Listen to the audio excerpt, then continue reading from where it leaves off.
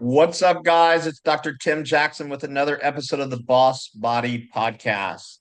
Today, we're going to take a bit of a break from the biochemistry and the physiology and the biohacking and talk about 30,000 foot view of where the health and longevity space is going. So I brought in an expert, Dr. David DROR. While I make every effort to broadcast correct information, I'm also still learning. I will double check all my facts, but realize that healthcare is a constantly changing science and art. One doctor or healthcare provider may have a different way of doing things from another. I welcome any comments, suggestions, or correction of errors. I take no money from supplement or device companies. By listening to this podcast or reading this blog, you agree not to use this podcast or blog as medical advice or to treat any medical condition in either yourself or others, including but not limited to patients that you are treating. Consult your healthcare provider for any medical issues that you may be having. This entire disclaimer also applies to any guests or contributors to the podcast or the website. Under no circumstances shall any guests or contributors to the podcast or blog or any employees, associates, or affiliates of the Boss Body podcast be responsible for damages arising from use of the podcast or the blog. This blog or podcast should not be used in any legal capacity whatsoever, including but not limited to establishing the standard of care in a legal sense or as a basis for expert witness testimony. No guarantee is given regarding the accuracy of any statements or opinions made on the podcast or the blog. Welcome to the show, Dr. David. Thank you very much, Dr. Tim. Yeah, and so tell us a little bit about your background. I'm a health economist. I taught for a number of years, more than a decade, in Erasmus University Rotterdam, in Clermont-Ferrand, and in other places. But the bulk of my career then was in the international technical support for developing countries creating health insurance systems as part of their social security. And I had serviced about 35 countries in this domain. The model we followed was one of the two mainstream models. I was not entirely happy with it, but for as long as I was in service, that was the model we had to promote, and indeed, these are the dominant models. After I retired from the International Civil Service, the ILO, which is the specialized agency of the UN for notably social security and labor-related issues, and through contacts that were related to my university activities at the time at Erasmus University Rotterdam, I succeeded to raise sufficient interest and funding to create an alternative model, which I set up out of India, out of New Delhi, India, but it serviced all countries in South Asia, including Bangladesh, Sri Lanka, several states in India, and others in Southeast Asia, such as Vietnam, Cambodia, Laos, and several countries in Africa, such as Rwanda, Uganda, South Africa, the Philippines in Asia, and many others. The interest that I always had was in health economics, in the application side of it. Not just the theory, but how do you apply it so that real people, the demand side, can actually benefit from what health has to offer and what everybody needs. It only is a staggering fact that about half the world population has nothing. And so there was a need to find a different system, which I called, when I invented it, when I devised it in 1999, I called it micro insurance. And that's not really our topic today, so I'll just sum it up in one sentence. Micro does not relate to small. It really relates to the level of society where the decisions are taken. So if an entire country is macro and a region or a province or a state in a federation is meso, the community level, the local level is the micro. And the whole idea was it's insurance like any other insurance, but the decisions on the two most critical issues of insurance, namely what people pay and what they get, needed to be contextualized and therefore needed to be local. If you do it national, you'll cover a lot of things that people locally neither need nor afford. And that is what I did. And I've been doing that academically and in the implementation. And I set up a support system out of India, which for many years was the world's largest technical assistance, technical support system for such schemes worldwide. When I retired, I came back home after many years, notably in India, and life went on. After a while, I started looking around and continuing to read. I continued to publish. I published, since my retirement, I think about 100 peer-reviewed papers and 2 books. That is in the last 7 years. And then I hit a topic which was new to me, and which is this topic of our conversation today, and that is longevity. And not in developing countries only or mainly, but in developed countries, in industrialized countries, in countries which are rich and at the forefront of everything that happens in the domain of health. And it teased my curiosity to the point that a few months back, I decided to publish a book on it, the book which is called Investors in Longevity. I don't know if it comes through in the, does it? I did it first, then it kind of disappeared. Well, I'm not very good at the technical gimmicks of how to do the Zoom differently, but anyway. We'll put the link of it. The book is called Investors in Longevity, Big Capital, and the Future of Extending Life. And I'd be happy to talk about this book. Yeah. So, I spoke at a conference for the Indian Association of Functional Medicine last year this time. And I think I was the only non-Indian doctor speaking. But in many regards, people think, oh, the US is so advanced. But in many regards, India is more advanced because there's less government and bureaucratic interference. If you're my patient, what you and I do, as long as I'm not hurting anyone, it's between us, right? As long as no one's getting harmed. In the US, if I draw your blood, well, according to the FDA, it's now property of the powers that be. And so that's why you have so many US doctors practicing in Mexico to do their stem cell procedures, because they don't want to go to jail. But I bring that up because I think when we look statistically, the US is very good, probably the best in the world at emergency medicine and trauma surgery. Outside of that, our rankings are pretty terrible. Some of the worst in the world. And so in many regards, people think I'm crazy when I say this, but we're a third world country in the United States. And that's not me saying it. That's the stats. Those are the data. We spend more than any other country on healthcare, but we don't come close to ranking at the top. I think the UK spends the second most. So a lot of times I think money goes into let's just talk about cancer. We've spent billions, if not trillions, on cancer research, made this much progress, right? And some chemo is good, but I know, for example, in Germany, they titrate it based on the type of cancer, the size of the person. Here, we just blast you into oblivion. So if you don't die from the cancer, you can die from the chemo. But how does your model fit into free markets like the United States versus socialized medicine like in Canada? So the Canadian model follows what is known as the Beveragian model, which was developed by Lord Beveridge after the Second World War, when Britain, under the bombings, for the first time in its history, did not look at poorer people or commoners just as people who may sometimes need some help through what they called at the time the poor laws, so handouts, but the mentality at the time had shifted to say, we're all in the same boat. When the bombs fall, it makes no difference if you're a lord, a commoner, a rich or poor, a male, a woman, it's all the same. So we're all in the same boat, and therefore we need to devise a system that will treat us all in the same way, at least on some basics. Health, access to healthcare was one of the basics. In fact, the first on the list. Not the only one. There were 6 or 7 topics.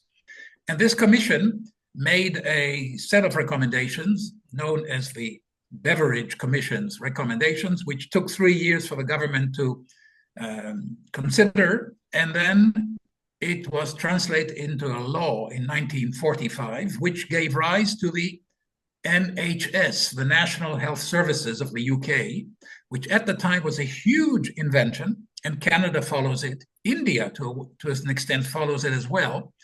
The basic logic of the NHS, or if rather the Beveridgean model, is that the source of right occurs in your legal residence or citizenship. If you're a legal resident or a citizen of the country, you have access free of charge to those medical services through a centralized agency called the NHS, paid for through tax revenues. It was a fabulous invention, and it actually worked quite well. And some years, some people would say even very well, for a certain number of years.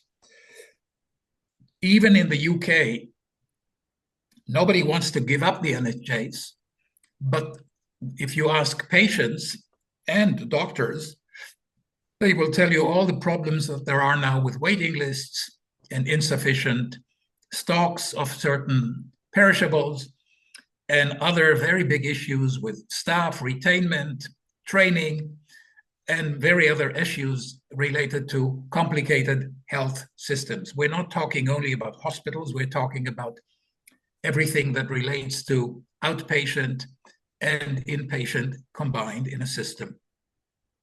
So Canada has very much the same system, and for very many years it was the wonderful dream of a lot of people who said, I'd rather be in Canada and get the Canadian system than in the United States because of all kinds of ills that the United States experiences.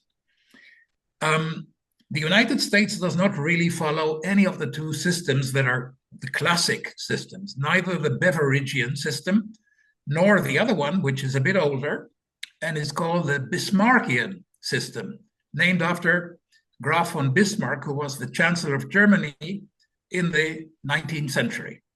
Now, nobody suspects either Beveridge or Bismarck or Beveridge to have been leftists or socialists or any way left-wing in political sense of today. They both were of different convictions. So why was Bismarck the inventor of a system that covers most Western European countries and very many others?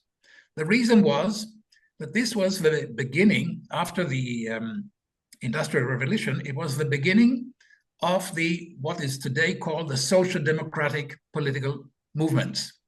They wanted to anchor in law all kinds of workers' rights, which had not existed previously because there was no proletarian. Bismarck was worried about this political influence. And in order to reduce the attraction of these parties in politics and defend the royalty, the system, the government, he decided to enact 7 laws, the first of which related to health, which took away much of the main attraction of these parties at the time. And the system that he created entailed that the government paid nothing, zero. The law essentially did pretty much what I reincarnate in my microinsurance model, which nothing much has been left of the Bismarckian idea, but I think it was a very powerful one. The idea was that every state employee, and in Germany at the time that entailed all the universities, all the hospitals, most of the legal people, the public service, et cetera, it did not include the farmers. And it didn't include people who were irregulars, but it included most people who were considered to be the normal middle class kind of population. Each and every one of those worked somewhere. And the obligation that Bismarck instituted was for them to be members of a local sort of mutual aid society. Not a trade union, but a mutual aid society, which would deal with designated topics, the first of which was related to benefits in case of sickness. Now, each of these mutual aid societies would determine which would be the benefits that the members could get and what would be the payment for which they would have to pay because there was no one else paying. Over the years, over 150 years, the system, which worked quite well, evolved, first of all, to require employers to match the employees' contributions so that the financing would be much more stable. And secondly, there has been an increasing intervention of the government, partly by subsidizing these schemes. So there is a third party also contributing. So there is workers, employers, and the government paying for it. And there has been an enhancement of the rules of joining so that people could not be excluded in an arbitrary manner, or that there would be continuity when they move from one job to the other. It doesn't start from zero. So what we call today transportability of rights and such things. But also, there has been an increasing utilization of the possibility to negotiate prices, both in terms of pharmaceuticals, which were the heaviest cost item, but also in terms of which kind of benefits were to be delivered by which provider. Because not every small mutual aid organization could deliver everything. And so the agreements between providers and consumers have become part of that system. So we have basically two systems in the world, the Bismarckian and the Beveridgean. The Bismarckian, the source of the origin of the right is that you are a member in good faith of that mutual aid society, which today is by law everybody. Now, if you wanted to apply the Bismarckian model, you need to know who people are. But in most developing countries, the government has no idea who are people. You don't have a system where every person born is registered at birth and every person dying is registered at death. And a lot of people don't have a birth certificate. They have no idea when they were born. That is, they have a rough idea. We were born 3 weeks before Christmas or 2 weeks after the big rains, something like that. But a proper register does not exist. If it doesn't exist, you can't implement anything because you have no idea. By calling somebody Jack Jones, you don't give a unique identification. So for the Bismarckian model to apply, you need to know your population. For the Beveridgean model, you need everybody or almost everybody to pay taxes so that the tax revenues would suffice to be able to pay. In a country like India, which you mentioned and where I lived for 10 years and I know the system very well, about 93% of taxable revenues are not taxed. So the country is wealthy. It has more billionaires than Switzerland, where I come from. But there are very many people who, by right or otherwise, do not necessarily contribute to that tax burden. Now, if you don't have enough tax revenue, you don't have money to distribute because governments don't produce money, they redistribute. They collect it and redistribute it. So making and applying a rule which says the government will provide health services to everybody can only work if you can foot the bill. If you can't foot the bill, it doesn't work. And that's exactly what has happened to the NHS to a certain degree in Canada and certainly in India. What is the solution that has happened? You have a parallel system developing. So there is the private sector and there is the public sector. And in some places, very few, people prefer the public sector, A, because of its prices, and B, sometimes because it's the best. But that's very rare. The more common phenomenon, including in India, is that the private provision is preferred over the public provision because it is considered to be much better, much more customer-oriented, but of course it's more expensive. So it has become sort of the medicine for those who can afford it compared to the medicine for those who can't afford it. And for those who can afford it, health services are as good as any, maybe amongst the best in the world, as you said. not only because they are good per se, and America should know that they're good per se because there are several million doctors of Indian origin who are very active in the health industry in the United States and are very hardworking, very knowledgeable, very competent. So India is the biggest exporter of trained doctors and nurses in the world. So obviously there is some merit to this, a lot of merit to it. But you need to be able to afford accessing the private care. If you can't afford it, you go to whatever you can, either the public system, or if that is unavailable or unresponsive, you go to something even less than that, and that exists as well.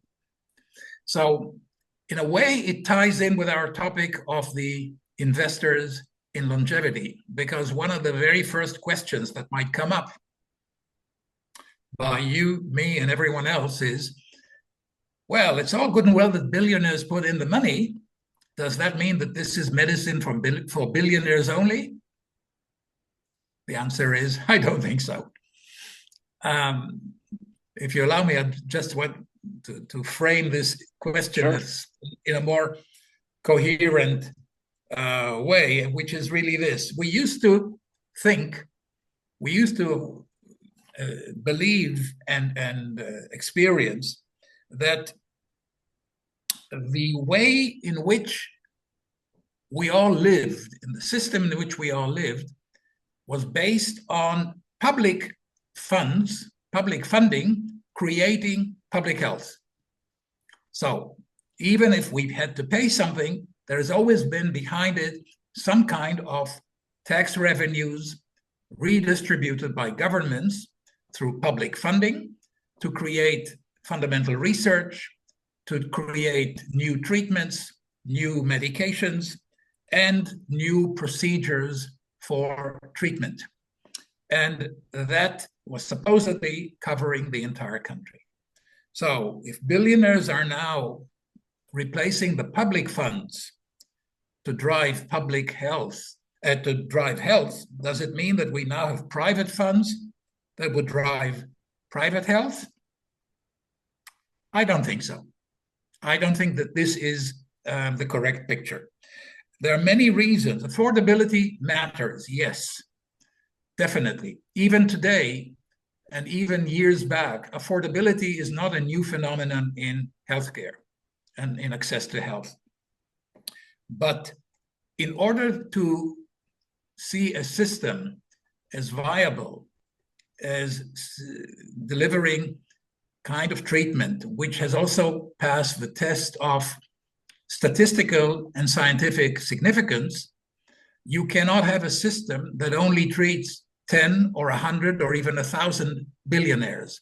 You need hundreds of thousands of cases of patients, and that has to be sufficiently varied so that they're not all just of one very narrow demographic characterization. And this is why the system basically deals with the investment, but not so much with the distribution of the services and the results later on. We'll come to this. I'm sure you will have questions, and I'll let you take it over from here. Yeah, so when we talk about, like you mentioned, Canada, for example, the UK and Canada, I have many colleagues and clients in Canada, case after case of, for example, I know someone who needs a hip replacement. He's paid into the system his entire life. They said it's not bad enough. He can hardly walk. He's in a lot of pain. Someone else, colleague, his niece had appendicitis. They said it's non-emergency, so they wouldn't admit her. Well, they finally admitted her after a lot of phone calls.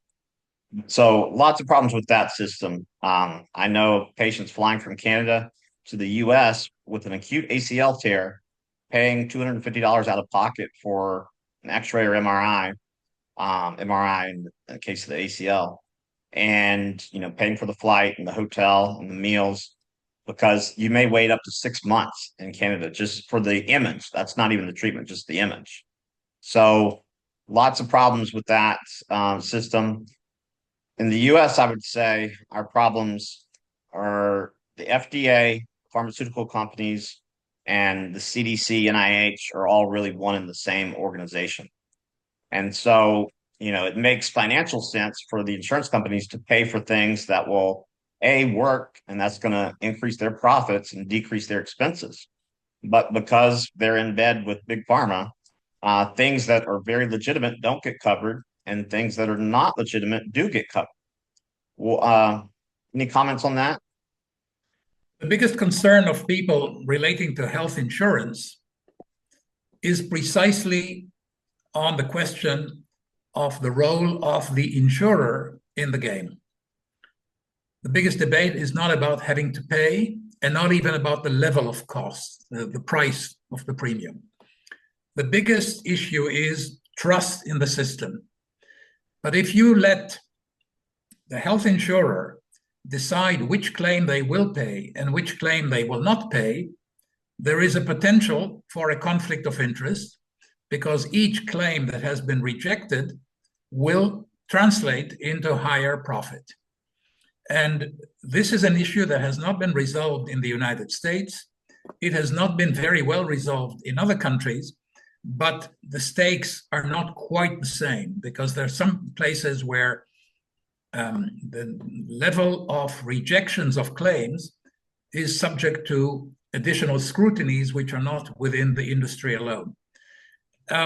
So the problem that you face in the US is not unique or new. It has something to do with what is the source of right and what is the source of obligation of the two parties in the game. In most other countries that follow one of the two models I mentioned, is very clear. There is a clear source of obligation to participate, but which comes with certain rights. And the ultimate arbitrator is not one of the sides. It's a third party, which hopefully, and in many cases, in reality, is a fair arbitrator. In the United States, because of the dominant commercial element, and without a very clear obligation and set of rights, this issue is giving rise to certain problems which you experience on a daily basis, some people. But that also explains why in the United States, there are anywhere between 15 and 30 million uninsured people. Totally unreasonable.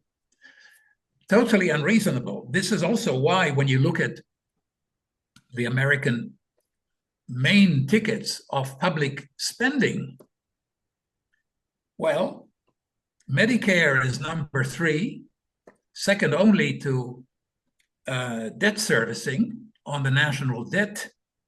And I'm not talking about repayment of the huge national debt. I'm only talking about servicing the interest. That's your number 1 federal government expenditure per year. Number 2 is military spending. And number 3 is Medicare, which was instituted, as you know, in 1965 by Lyndon Johnson. And then comes Social Security. And only in 5th place, you've got Medicaid, which is really there to complement for people who have limited means and an entitlement due to need. So if you look at the size of the ticket, clearly it is big, but the political system and the social norms in America have until now not accepted the idea that there is something that is a predefined obligation to join and a certain set of rights that come with it. Maybe one day it'll change, maybe not in my lifetime, but there are merits to say something for it, and there are also merits to say something against it, particularly when one wants to have a single system do it all, which is not necessarily the twin of saying we have certain rights that come with certain obligations, but that does not mean it all has to be in one single health insurance system. In my own country, in Switzerland, we have a law that makes it mandatory for each person to be insured for health. And there are multiple health insurance companies or mutual aid societies, which have become really insurance companies, not only by cantons, which is like your states, but also depending on certain industrial activities, because that is the tradition where it came from. And the premium is not the same all over the country. The risks are not the same, and therefore the calculations are not the same. But everybody has to be insured, and everybody has a basic set of rights, which each and every one of those companies must deliver, and there are very few rejections there. So there are multiple systems which have their merits and their drawbacks. Here it works quite well. It's also an expensive country, but I agree that the health costs in the United States are higher than they are in Switzerland. What is the tax rate in Switzerland? The tax rate depends on, partly it depends on income, and partly it depends on what we call fortune. That is not income, but what you have accumulated or what you may have obtained in other ways. On fortune, the tax, it's slightly different depending on the cantons. It's not the same all over. On fortune, the tax rate, I think, is 1%. And on income, the tax brackets depend on your fortune. So if for the same $100,000, if you have a fortune of 50,000 francs or a fortune of 50 million, you will not pay the same tax bracket on those 100,000. And so it really is, and it ranges from nothing to, I think the maximum, I think goes up to 40 or thereabouts, 40%, let's say, maybe 42. I'm not 100% sure, but that's the highest in the country. The lowest in the country for the same amount of money and the same amount of fortune is half of it, is about 22%. So it ranges between 22 and 40, 42. Okay. And so talk about some of the investments into Senolytics, the longevity space, gene therapies, 3D printing for heart replacements. Okay, so I cannot give you details with such degree of breakdown. I do not have the numbers, and to the best of my knowledge, they have not yet been published. Maybe they will never be published, I don't know. But for the time being, we have a bigger picture. We really, also it's a little bit, not so much on treatments, but on developments. Because you've asked about certain procedures that are already commonly used and quite well known. What we are really looking at in the investments into longevity are looking into things that partly are known and partly are really in the course of being developed. So what's the big picture numbers? Let me just check the numbers and I'll give it to you right away because I don't remember all of them by heart. But what you've got in terms of the estimated numbers right now. So the global longevity market has been valued at approximately 17 trillion in 2021, 17 trillion US dollars in 2021, and is projected to reach 27 trillion by 2025. The anti-aging drug market alone is expected to grow from 8 billion to 64 billion, from 8 billion in 2020 to 64 billion by 2027. So faster, considerably faster than the overall number, even though the overall number is, of course, huge. And that relates to compound annual growth rate of estimated 34% per year. In 2022, the longevity industry attracted $5.2 billion in investments, which was 77% higher than just 2 years earlier. So the increase in interest translated into willingness to invest is impressive by every measure that you can think of. And this goes partly to, this is accountable partly through the generosity or the interest of some individuals who are particularly interested in certain ways of tackling the issue, and partly in investments of corporates or of groups, including Google, which is one of such group, which invests in large biotech firms and various others. Yes, they also have hopes for profits, definitely.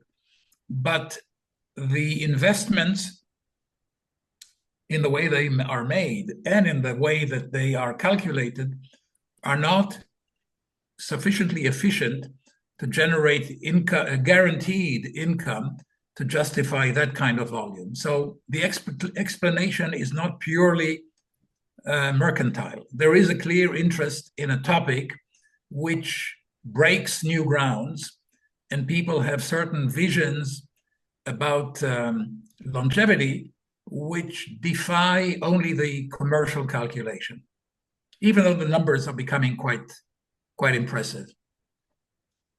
And let me ask you, in Switzerland, what's the state? So, here we call it functional medicine or integrative medicine, IV nutritional therapy, 24-hour hormone testing, all the stuff I do. You guys have access to it, right? Yes, we do. Yeah. Because I know we are considered to have one of the best, if not probably, some people say the best healthcare system worldwide. It's also the most expensive in Europe, but the average income in Switzerland is also higher than in most other countries in Europe, or for that matter, in the United States. So while everybody complains that things are expensive, and premiums do go up virtually every year, health insurance premiums, but I remember more than 10 years ago, I was once interviewed by the press about the increase in premiums, because that's an annual event, and when the day is when the premiums are announced, there is always a big cover article in the press about it, and why is it always increasing, and why is it so expensive? And I said to them, the real answer to that is because people are willing to pay. Because if you tell people you will not have the same kind of health insurance, the same coverage, the same zero waiting time or almost zero waiting time, the same range of medications, free choice of doctor and clinic, and all the rest of it that comes with it, if you're willing to give up on any of those, then one can talk about capping premiums. But if the choice is a bit less free choice in return for a price, or no restriction of the free choice, with prices going up, subject to a committee of specialists that need to confirm the price, well, the answer here is clear. People prefer not to have any limitations on their free choice and their ability to choose the doctor, the clinic, and have whatever it takes. So for as long as we can afford it as a society, we continue. But we're still less expensive than the United States, certainly on more advanced and complex procedures and treatments. And so because you said premiums, so it's not socialized medicine in the sense that, like the Canadian system, correct? It is not socialized system in the sense that you mean it in the United States. It is, the affiliation is mandatory by law, but you can choose the insurer which you will join, and you can change it each year. If you're not happy, there is a certain window of opportunity to change the health insurance. And of course, health insurers are very keen to accumulate clients, and particularly what they consider to be good risk clients. So younger people, healthier people, etc. So there is a certain degree of shopping around by price, by other things, but there are also indirect ways for this system to work, which we all know. You know, if a certain health insurance company is particularly interested in attracting young people, they will make a special program for students, or they will offer tickets to shows that only certain people of a certain age will go to, as some kind of a perk. If you join within a narrow period of joining, come join, and we have 100 tickets for whatever the show might be. Or they say, we will give certain attractive conditions to the first so many number of people who come to register, and they do the registration on the 4th floor of a building without a lift. If you're of a certain age or with certain limitations, you're not going to be able to go up there. So some of these things are considered to be unfair, and therefore are usually short-term because they have to be remedied later on. But we've seen such gimmicks as well here. But fundamentally, the system here is a relatively less hyped system, partly because it's the style of the country. We don't have as efficient and as, if I may say, aggressive marketing systems here as are sometimes seen in the United States. But also because essentially, right? Sorry? For pharmaceuticals, right? Also for some pharmaceuticals, but in general, for anything, you know, we don't have,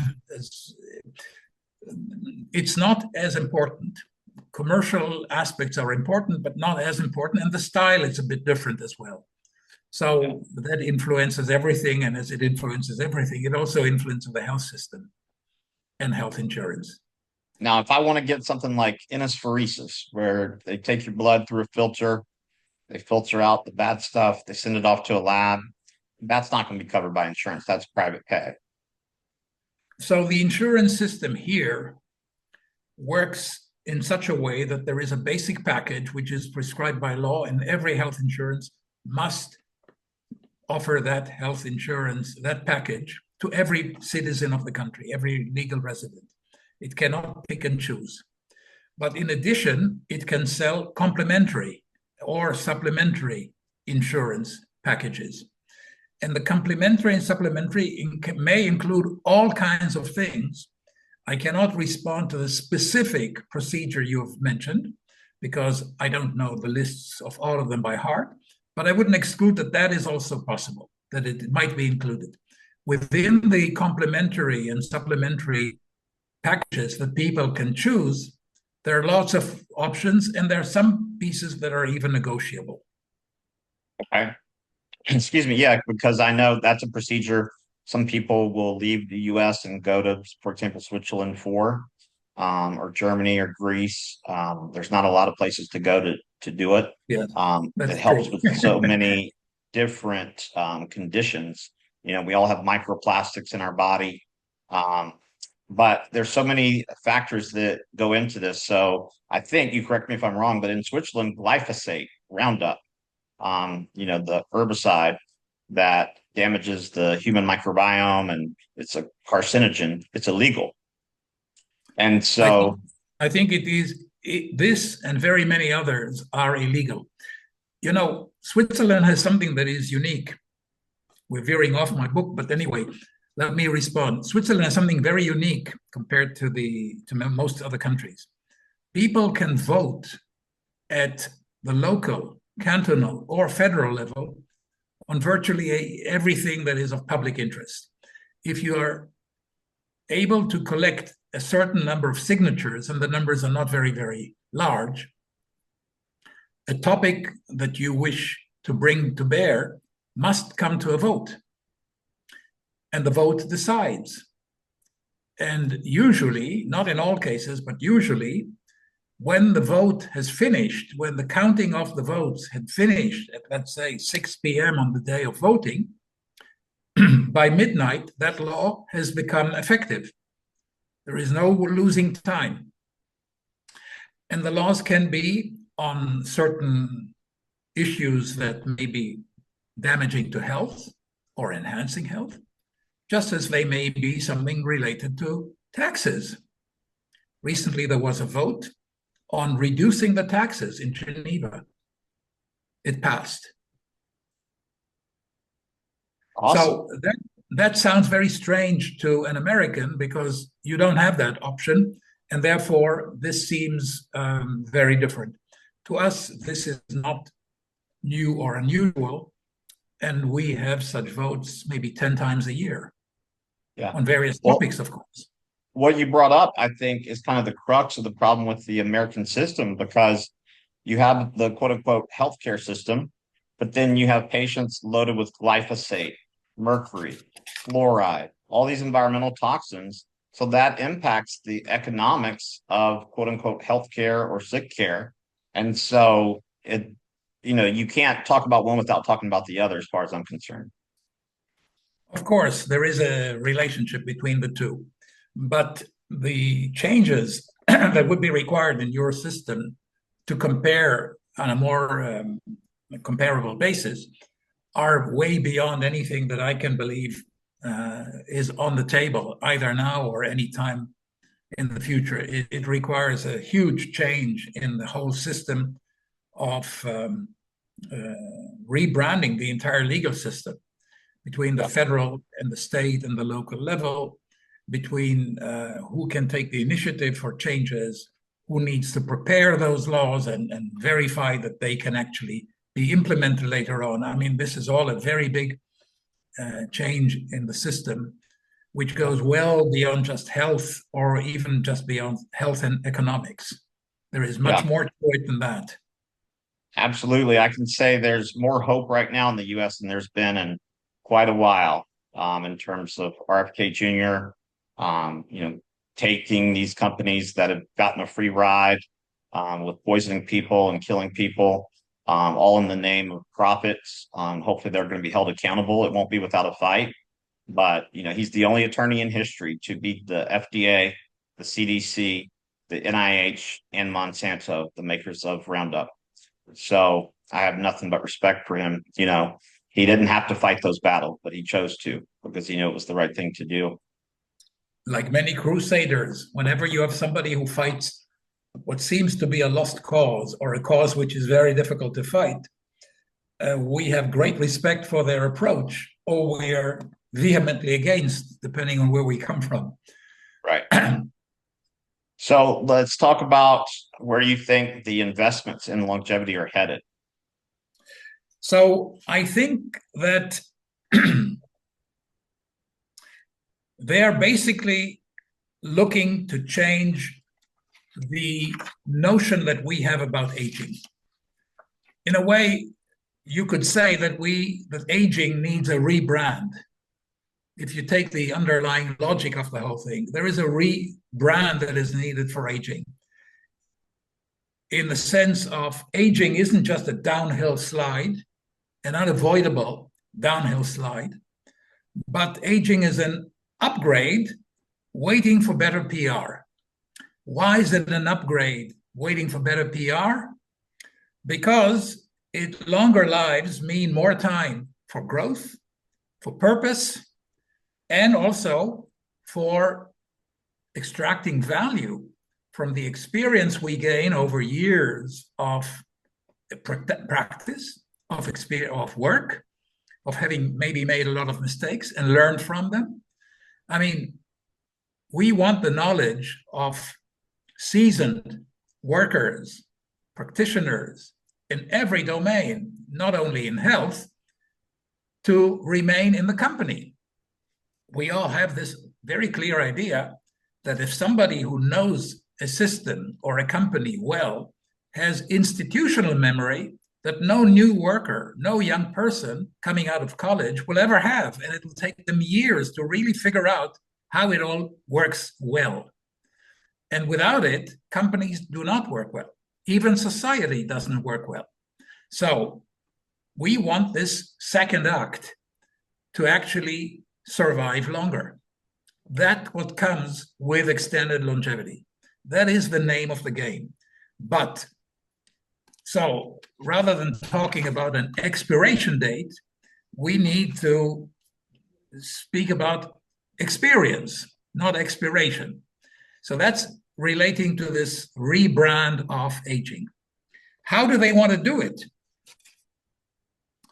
The biggest effort being done today in those investments in longevity is not to invest or develop a new drug, not to have another small, or maybe not so small, incremental improvement in existing procedures. It is, in fact, to develop sufficient knowledge and later on sufficient processes and maybe tools to avoid the problems that are associated today with age, whether it is at the cellular level, whether it is at other levels, whether it is something that we know exists and we don't know how to tackle it. And the effort is to try to figure out to tackle those defects that come with an aging body for everybody. And also to, in fact, not to cure, but to go beyond pre-prevention. The prevention comes once you've already got a process that is deteriorating something, that is weakening something, whether it is cognitive or motor, or whether it is eyesight or hearing or taste or anything else, whether it is the degeneration of bones, whichever it may be. And there is a list of 13 or 14 such features that are associated with age. For each of these, they are investing most of the money in trying to understand the root cause and how that root cause could be avoided from proceeding in the way that we know it today. So the game is not to add 5 or 10 years to life. That's going maybe to be the first stage. I'm not suggesting this is totally off the map. But the purpose, as some of the investors treat the question, the purpose is really to look at aging as an inconvenience rather than as an inevitability. Inconvenience in the sense that there are things we can do to avoid the inconvenience. We can't necessarily do very much about the inevitable, but the inconvenient, yes, we have to do something, and we can do something. And there is a lot in that vein that goes beyond what we do today. And we talk about preventive medicine, but it's not always the case, particularly the things that do not necessarily pass through the doctor's office, including nutritional advice that is a huge business. I'm not saying it's false. I'm not saying it's all without base. Sugar, obviously, is a big issue in health, but that's not the one thing that resolves longevity. Cell structure, so cell rejuvenation and cell re-engineering is a different game than diets. I'm sure you see what I mean. Yeah, absolutely. I mean, I think it all plays a role, and poor nutrition, especially toxin-laden foods, are going to lead to altered cell structure, especially in the mitochondria. And if the mitochondria don't work, nothing works, essentially. That's right. And so, the cellular therapies are important and nutrition is important. At the end of the day, I tell people, I don't really care if you're keto, vegetarian, just jerk, just eat real food. No glyphosate, no GMOs. There's no receptor in your cells for glyphosate, fluoride. There's no reason for that stuff to be in your food. And then the cellular therapies, exosomes, stem cells, intaphoresis, all of that is going to be beneficial in not only resolving chronic disease, but also extending lifespan and health span. Exactly. I mean, this is the main focus. And what is new about it is that if in the past this used to be a topic for doctors' conferences, today it's in a different place. It is in the public domain in the sense that the information, not all of it, but much of it, is already available. I could not have written the book without it because I have no to all of these big investors. I have never met Jeff Bezos or Peter Thiel or Brian Johnson or Sam Altman and a few others. And and not everything is even published publicly. I mean, there is still a lot of stuff. Scientific papers are published, yes, but there is a lot of stuff that is commercially proprietary, which is understandable. So even with the information we do have about what they're doing and how they're doing it, and when they will have something that they need to submit for external evaluation or external approvals, this gives us sufficient knowledge to get the idea that we really have here not just a quantitative, but a qualitative change. For the first time, private money is making a big difference in a domain that used to be a public domain. And what the private money does, beyond the fact that they provide the resources to do research, primary research and applied research in a scale we have not had before, the other element is they set the priorities, because they give the money to whatever they think should be the focus of what they would like done. So, you know, you've got some companies that clearly are at the head start of it. You've got Altos Labs, for instance. It's a company that Jeff Bezos has been funding at $3 billion on his own. It's a dream for researchers working there not to have to worry about fundraising for the foreseeable future, because they've got a research agenda that is not dependent on satisfying the next fundraising round, which we all know can influence priorities and could influence various ways of doing things. You've got Calico, which in partnership with AbbVie is doing a lot of things. They are publishing quite regularly aging-related research, but they also have a lot of things which they don't publish. So I presume they have more than what they're telling the public. And I know that most of the public doesn't even read what they do publish. So it's the way I also shape the book. The book is not very long, because I'm told that people prefer to get to the point quickly. And that is very different, as you know, and as many of the listeners certainly know, from scientific publications, where a lot of space needs to be given to the argumentation and the evidential basis for making certain assumptions. And of course, you need to cover everybody else. In my case, trying to cover everything I've said in the book also led me to add 216 references. It'll take a lot longer to read the 216 references than to read my book. And I presume that very, very, very, very few will actually do it. I did it. But the point is that this is not meant for scientists, with all due respect to scientists. This is meant for everybody, for everyone who listens and everybody who may not even listen but hear something about it. The point is, there is a quantum change, and people want to know about that quantum change. They want to know who decides, why they do so. Is it just for billionaires? How is it going to affect me 5 years, 10 years, 15, 20 years down the line? And that is what the book is all about. So it's not very technical on the procedures themselves. It is not very technical on all the financing aspects, exactly what the return on investment calculations and other such things are. But it gives the big picture on a changing field. For the first time, public health, or things that will become expanded in public health, find their sources from very, very few people. You know, there are 1,832 billionaires registered in the world today.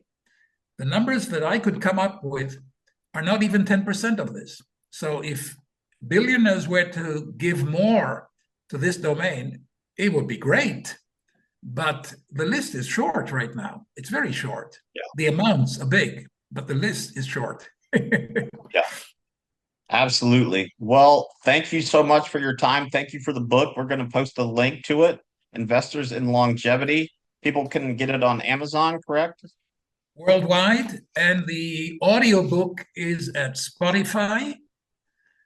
And all they need to do in order to get it on Amazon, whether it is US or Canada or New Zealand or Australia or UK or Germany or France or Italy or Spain, wherever, all over, or India. I already have some reviews from India. Until now, the book, I had a grace, probably it's a birthday present. I only had 5-star reviews, but I don't yet have many.